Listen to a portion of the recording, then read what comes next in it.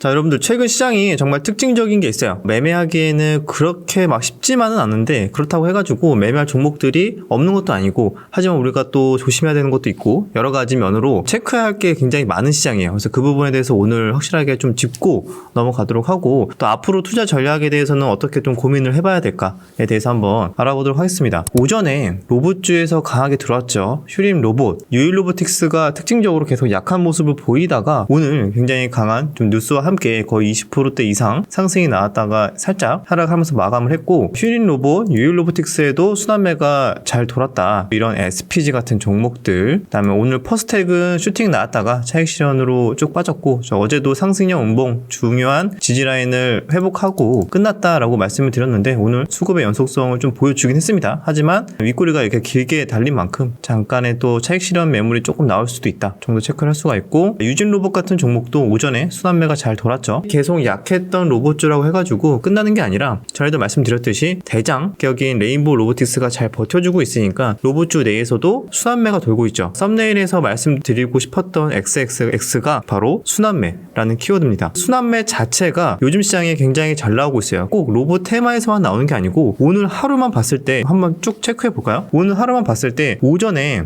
로봇주에 우르르 몰렸어요. 우르르 몰렸다가 오전장 1시간 정도 좀 지나고 나면서 차익 실현이 조금 나오기 시작하고 거기서 빠졌던 돈들이 또 어디로 몰렸냐? 장중에는 또 AI 관련주로 이렇게 돈이 몰렸습니다. 장중에 마이크로소프트가 챗 GPT에 뭐 투자할 수도 있다, 뭐 투자한다는 뉴스가 나오면서 관련주가 이렇게 슈팅이 나왔죠. 그래서 올라갔던 종목은 코난 테크놀로지 이런 종목도 올라줬고, 그다음에 마인즈랩, 셀바스 AI도 장중에 잠깐 튀기도 했고요. 그 외에도 전반적으로 AI 종목으로 한 번 또 오후에 수급이 확 몰렸습니다. 또 차익 실현이 조금 나오고 시작하고 완전히 지금 시장에 단타긴 합니다. 이렇게 조금 들어왔다가 차익 실현 또 거기서 빠진 돈이 또 어디로 우르르 몰렸다가 이렇게 순환매라고 하죠. 그래서 오늘 하루만 몇 번의 순환매가 나왔는데 또 여기에서 빠졌던 돈이 장중에 잠깐 원전주에서도 오늘 갭 뜨고 쭉 빠진 게 아니라 하락을 했다가 다시 장중에 이렇게 오후장에 슈팅이 나와줬어요. 슈팅이 잘 나왔던 종목으로는 뭐 오르비텍 같은 종목이 있었고 G2파워도 소폭의 반등이 나왔다. 한정기술도 잘 버티는 모습. 돈은 한정적이에요. 돈이 그렇다고 막 거래량 자체가 어마어마하게 늘어나고 있진 않아서 한정적인데 또 매매할 수 있을 만한 테마는 그래도 비교적 있는 편이라서 그 한정된 자원으로 최대한 극대화의 효율을 위해서 여기 들어갔다가 지금 막 정신이 없거든요. 그래서 지금 같은 시장은 오히려 눌림목 순환매를 노리는 전략으로 길목에 서서 슈팅이 들어왔을 때 차익 실현하고 빠져나가고 이런 식의 전략을 했으면은 괜찮은 성과가 나왔을 수 있고, 나는 막 완전히 뭐 선수처럼 여기서 치고 빠지고 저기서 치고 빠지고 하게 된다면 성공을 하면은 엄청나게 극대화할 수 있겠지만 자칫 잘못하면은 엇박자를 타기 시작하면서 각각의 모든 테마의 피뢰침에 내가 있을 수 있거든요. 저 올라갈 때 피뢰침에 사고 빠지고 이렇게 엇박자 타면은 지금 같은 시장에 순환매 같은 장에 큰 손실을 볼 수도 있는 장이다. 그 부분을 주의하셔야 될 것 같고, 마지막에는 이런 교육주에서도 수급이 들어왔어요. 애니능률이나 IB기명이나 뭐 메가MD나 뭐 이런 기타 등등의 종목에서도 순환매가 잘 들어왔고, 그래서 오늘의 시장으로 정리를 한번 해본다면은 강한 테마 내에서 로봇, AI, 데이터, 원전, 개별주들, 바이오나 교육이나 이런 것들 중에서 양호하게 계속 돈이 돌고 돈다. 그런데 이런 시장에서의 매매 전략은 오늘 당장 강하고 오늘 당장 올랐던 종목에서 바로 들어가는 게 아니라, 예를 들면은 로봇주에서 차익 실현이 나와준다. 그런데 이 로봇주에 대한 테마가 연속성이 당장 끝날 것 같지 않으니까 로봇주에서 만약에 차익 실현이 나온다면은 그때 빠져나간 돈은 아마 다른 테마로도 옮겨갈 수는 있어요. 하지만 그 테마를 내가 지금 미리 선점하기 어렵다라고 한다면 로봇주가 하락이 나왔을 때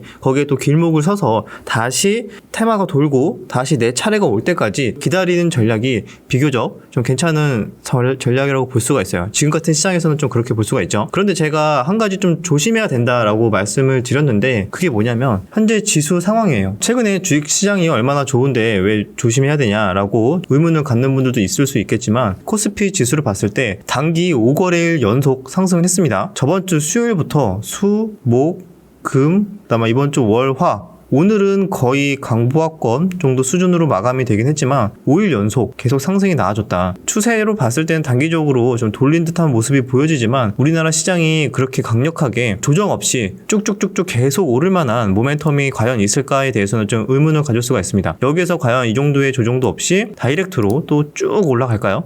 2400 뚫고 2500 가고 이런 식으로 가기는 힘들겠죠. 그래서 어느 정도 상승이 나왔기 때문에 여기에서는 이제 차익 실현할 사람 차익 실현하고 지금까지 많이 들어왔던 외국인의 수급이 일부 빠져나갈 수도 있고요. 그래서 이런 과정들에 의해서 자연스럽게 눌림목이 형성이 될 것이다. 그럴 가능성이 높다고 봤을 때는 다이렉트로 가면은 좋은 건데 만약에 조정이 나왔을 때는 어떡하지? 우리는 리스크 관리에 좀 더 초점을 맞춰야 되니까 그럴 때 투자 전략을 고민을 해볼 필요가 있죠. 저 같으면은 기존에 강했던 주도 테마 내에서 하락이 나온다면은 지수의 하락에 영향을 받아서 내가 원하는 내가 잘할 수 있는 타점을 준다면은 좀 기다리면서 인내심을 갖고 그 타점을 올 때까지 좀 버텨볼만 할 것 같아요. 개인적으로는 그렇게 할 생각이고 그래서 결국에는 종목 선정이 가장 중요한 거겠죠. 이 심리가 하락을 하고 나서도 그 이후에 다시 지수가 어느 정도 하락이 나오고 기술적 반등이 나오는 구간에서 굉장히 탄력적으로 수급이 확 몰릴 수 있을 만한 종목이나 섹터를 정말 잘 선택을 해야 된다.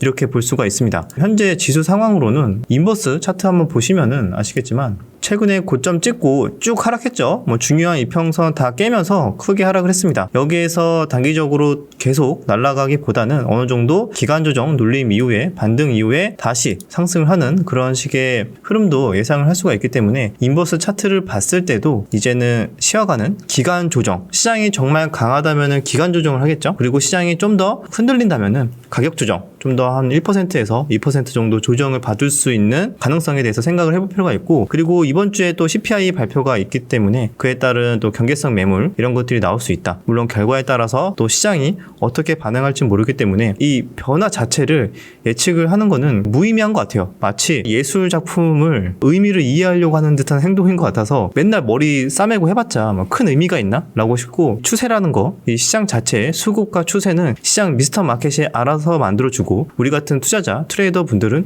거기에 맞게 대응을 하고 해석을 해서 장기적으로 살아남는 그런 전략을 만들어 가야 된다고 생각을 합니다. 우리 같은 이런 투자자 트레이더들도 시장의 상황에 따라서 진화를 해야 되는 거죠. 예전 것만 고수하고 예전의 패턴이 그냥 그대로 영원히 갈 것이다 라고 생각하는 사람은 언젠가는 시장의 변화에 따라가지 못해서 도태되고 사라질 수 있다. 이렇게 생각을 할 수가 있습니다. 그래서 항상 겸손하게 어떻게 시장이 변화하는지에 따라서 나도 언제든지 대응하고 바뀔 준비가 돼 있는 투자자가 트레이더가 돼야 되지 않을까 이렇게 생각을 합니다. 자, 시장은 이 정도로 정리를 일단 할 수가 있을 것 같고요. 그래서 주의사항까지 말씀을 드렸죠. 포인트는 그거예요. 시장에 하락이 나올 수 있다. 하지만 그거를 기회로 활용해보자. 어디에서 강한 종목, 강한 테마 내에서 최대한 기회로 활용하자. 이렇게 정리를 할 수가 있을 것 같고 혹시나 나는 종목 선정하는데 전혀 문제가 없고 시장에서 딱 보인다 라고 하시는 분들은 상관이 없겠지만 종목 선정 나는 너무 어렵고 뭘 봐야 될지 모르겠고 뭐가 연속성이 좋을지 모르겠다 라고 하시는 분들은 제 유튜브 멤버십에서 친절하게 종목 분석 다 해드리고 있으니까 종목 선정이 굉장히 어려우신 분들은 아래 고정 댓글에 유튜브 멤버십 내용을 좀 참고하시면 좋을 것 같습니다. 자, 여기까지 마무리하고요. 그럼 다음 영상에서 뵙도록 하겠습니다.